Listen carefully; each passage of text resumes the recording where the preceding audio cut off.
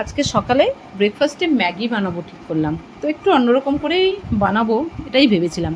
তো পেঁয়াজ, লঙ্কা, রসুন, টমেটো আর ক্যাপসিকামটা বেশ কুচি কুচি করে কেটে নিয়েছিলাম। কড়াতে সাদা তেলটা দিয়ে পেঁয়াজটা একটু ভেজে নিচ্ছি, রসুনও দিয়ে দিয়েছি। এরপরে দিয়ে দেবো আমি ক্যাপসিকামটা। বেশি ভাজবো না ক্যাপসিকামটা, জাস্ট একটু ভাজবো আর কি। তো তোমরা এইভাবে একবার ম্যাগি করে দেখো বন্ধুরা, আমার মনে হয় খুব ভালো লাগবে খেতে। আমি এটা ফার্স্ট টাইম ট্রাই করলাম। আগে ম্যাগিটা আমি সেদ্ধ করে নিতাম, এবারে ঠিক করলাম না, ম্যাগিটা সেদ্ধ করবো না, এর মধ্যেই আমি দিয়ে দেবো।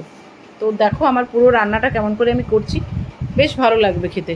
দেখো, এরপর আমি দিয়ে দিলাম টমেটোটা, ওইটাও বেশ ভালো করে ভাজা ভাজা করে নেবো। আর টমেটো তো জানোই বেশি ভাজতে হয় না।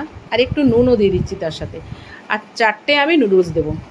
আর 4টে নুডলসের সাথে কিন্তু দেবো 4 প্যাকেট ম্যাগি মশলা। দিয়ে দিলাম নুডলসগুলোর ওপরে শুকনো অবস্থায় কিন্তু। তারপরে জল দিয়ে দেবো পরিমাণ মতো, আর যদি কমও দাও অসুবিধে নেই, পরে আবার অ্যাড করাই যাবে। এরপরে দিয়ে দেবো ম্যাগি মশলাগুলো। এটা কিন্তু দারুণ টেস্টি হয় জানো তো, তোমরা একবার করে খাও, খেয়ে আমাকে জানাও যে এটা সত্যি ভালো লাগছে খেতে। আর তাড়াতাড়ি হয়েও যায়। সকালে যেদিনকে হাজব্যান্ডের তাড়া থাকে আমি এইভাবেই করে নিই। এটা কিন্তু অন্য রকমের টেস্ট একটা।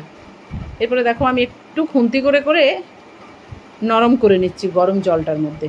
এই দেখো, এর মধ্যে কিন্তু ম্যাগিটা আমার ভালো মতোই সেদ্ধ হয়ে যাবে। আমি আন্দাজ মতো জলটা দিয়ে দিয়েছি।